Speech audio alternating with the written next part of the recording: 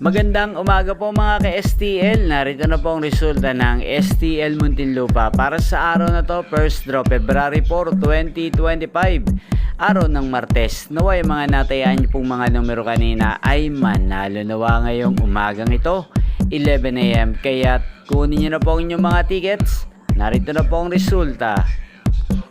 Ang mga numerong nanalo sa STL Muntinlupa ngayong umagang ito, February 4, 2025. 11 AM, first draw result 25 at 39 in exact order. Sa lahat po ng tumaya kanina sa STL Muntinlupa para sa first draw ng 25 at 39, congrats po sa inyo, panalo po kayo again, 25 at 39.